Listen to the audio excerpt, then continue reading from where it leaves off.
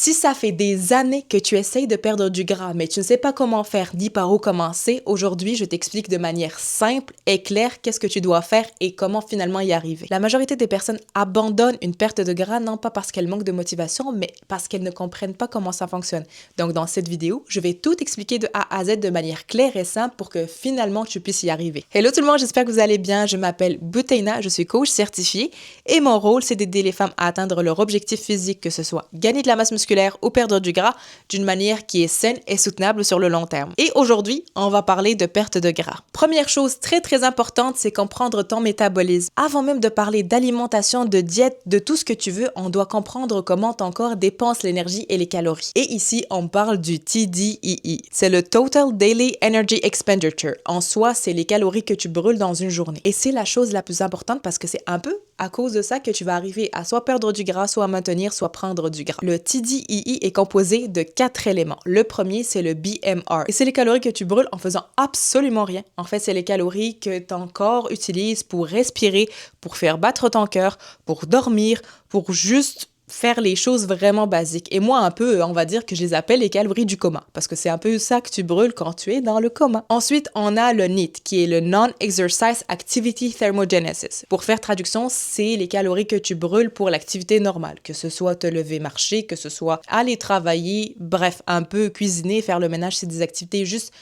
normal, on va dire, en dehors de l'exercice. Ensuite, on a le EAT qui sont en fait les calories que tu brûles en faisant de l'activité physique tout simplement. Fait que tu rajoutes un peu que tu ailles à ton gym, que tu fasses du vélo, peu importe que tu nages, c'est ça que tu brûles. Et enfin, on a le TEF qui est le Thermic Effect of Food qui en fait sont les calories que ton corps brûle pour digérer et absorber la nourriture. Car oui, manger, digérer et absorber, ça prend de l'énergie. Partie 2, la règle de la perte de gras, le déficit calorique. C'est très simple et on l'entend partout. Si tu veux perdre du gras, tu dois être en déficit calorique. Et ça peut se faire de deux façons. Soit en consommant moins de calories que tu brûles, soit en faisant plus d'exercices et brûler plus que tu consommes, ou parfois en combinant les deux, c'est-à-dire que tu vas manger un peu moins et dépenser un peu plus. Mais attention, quand je dis déficit calorique, ça ne veut pas dire t'affamer et te restreindre à des diètes à 1200 calories. On va être très clair là-dessus. L'erreur que je vois beaucoup de monde trop faire, c'est qu'ils veulent vraiment perdre du gras très rapidement et donc ils se mettent directement à des diètes très basses en calories et commencer à dépenser trop de calories en exercice. Le problème, c'est que ton corps va directement s'adapter avec le temps et tu vas directement avoir un plateau, manquer d'énergie, ne plus avoir envie et abandonner. Donc, le meilleur déficit calorique avec lequel tu vas commencer, c'est environ 200 à 300 calories. Et comment tu vas savoir ça? Premièrement, tu vas aller dans le site du TDEE Calculator, je vais le mettre en caption. Tu vas calculer tes calories en fonction de ton activité. Par exemple, si tu travailles beaucoup de manière debout, que tu bouges beaucoup dans ton travail, tu vas mettre que tu es quand même assez active. Si tu t'entraînes, tu vas mettre quand même que tu t'entraînes là environ combien de fois par semaine. Il va te donner ton métabolisme de base qui est le TDEE. Par la suite, tu vas prendre ce métabolisme-là et tu vas diminuer environ 200 calories pour commencer à 300 maximum. Et là, tu vas être dans un déficit calorique qui va te tenir les premières semaines. Au fur et à mesure du temps, c'est sûr que vu que tu commences à 200, il y aura une semaine où tu vas monter à 250, après tu vas monter à 300 comme déficit, mais ne jamais commencer avec un gros déficit parce que ton corps, sinon, il va s'adapter. Il faut toujours que tu commences avec le minimum dont on a besoin. Le minimum de déficit au niveau de l'alimentation et le minimum de cardio, on va dire, ou de dépenses au niveau de l'exercice. Et tout ça, on va en parler un peu plus tard. Partie 3, bien structurer ton alimentation. Alors oui, on peut perdre du gras en mangeant n'importe quoi si on est en déficit calorique. En soi, il n'y a pas d'aliment spécifique qui va te faire gagner de la masse grasse ou te faire perdre de la masse grasse. C'est juste la loi de la thermogénèse qui est le déficit calorique. Par exemple, tu peux perdre du gras tout en mangeant du chocolat tous les jours. Par contre, ça ne veut pas dire que tu vas manger n'importe quoi, n'importe quand, n'importe comment. Tenir une diète juste en mangeant du chocolat ou en mangeant des bonbons, oui, tu peux perdre quand même du gras, mais ça va être très difficile parce que tu vas constamment avoir faim, ta digestion ne sera pas bonne et c'est sûr qu'avec le processus, tu vas vraiment perdre beaucoup de muscles parce que les muscles ont besoin de protéines pour rester. Et je te rappelle qu'on est en perte de gras et non pas de perte de poids. C'est différent parce que si tu perds du poids, peu importe, tu peux perdre aussi de la masse musculaire, mais nous, on veut vraiment juste perdre du gras, enfin, maximiser la perte de gras parce que c'est sûr que dans le processus, il va y avoir aussi un peu de perte musculaire. Ta meilleure amie, c'est la protéine. C'est ça qui va te donner le sentiment de satiété. C'est ça qui va vraiment t'aider à garder ta masse musculaire. Et en soi, il faudrait qu'on en consomme environ 0,8 à 1 gramme par livre de poids de corps. Si j'équivaut ça en kilos, ça donne 1,6 à 2 grammes par kilo de poids de corps. Certains exemples de sources de protéines, on a le poulet, la viande, les crevettes, les fruits de mer, le yogourt et le fromage cottage. Il est aussi très important de structurer ton alimentation car en déficit, tu vas automatiquement avoir plus faim parce que ton corps n'aime pas la situation dans laquelle tu le mets. Il est en mode « je suis pas dans ma zone de confort, j'ai besoin de rester avec le gras que j'ai envie, j'aime bien ma petite couche de gras ». Il veut pas que tu sois lean et c'est tout à fait normal. Donc, il va envoyer des signaux à ta tête pour te dire que « hey, j'ai faim, j'ai envie de manger. » Mais toi, tu vas dire non, je suis en déficit. C'est pour ça que la bonne alimentation va être très importante pour limiter la faim. Je ne veux pas que tu sois vraiment en mode famine puis que tu penses juste à la nourriture.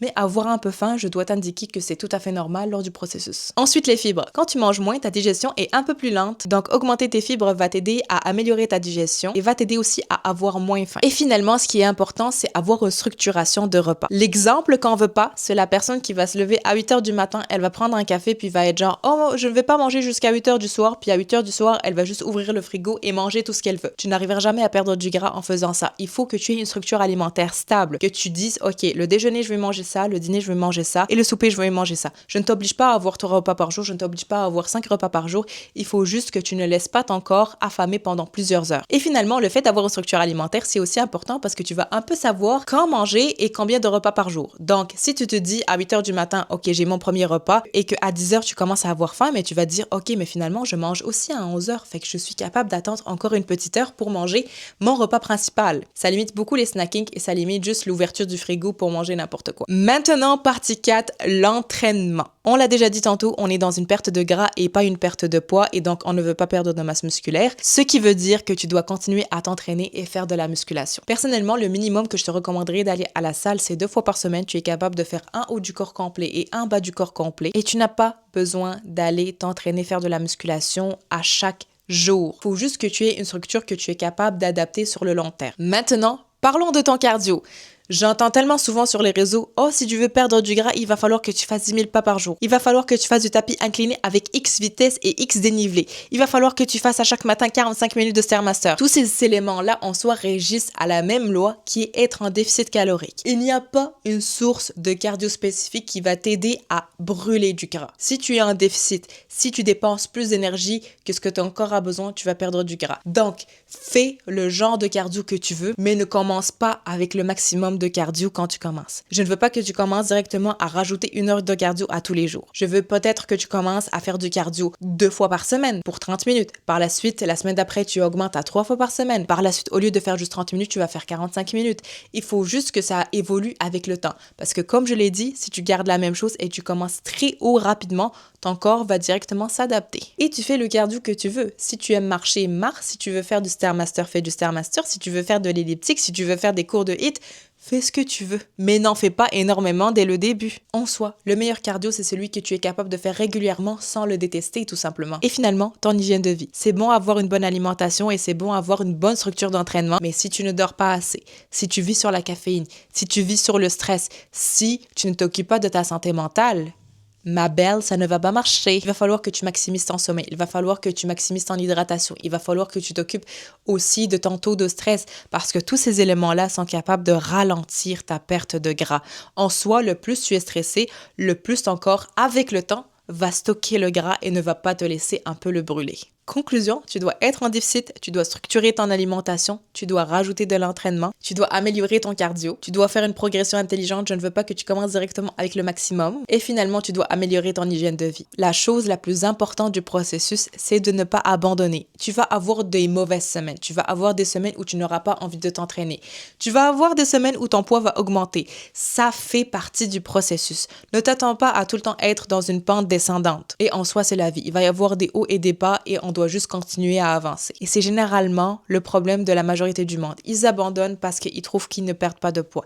Et pourtant, le processus de perte de poids, c'est un processus qui est ennuyant, c'est un processus qui est déstabilisant, c'est un processus qui peut être très démoralisant. Tu dois juste continuer et tu vas voir que tu vas y arriver. Et voilà, si vous avez des questions, n'hésitez pas à me les laisser en commentaire. Sinon, pour les personnes qui voudraient vraiment atteindre leur objectif d'une manière qui est saine et soutenable, je vous laisse mon lien de coaching en bas et n'oubliez pas de vous abonner.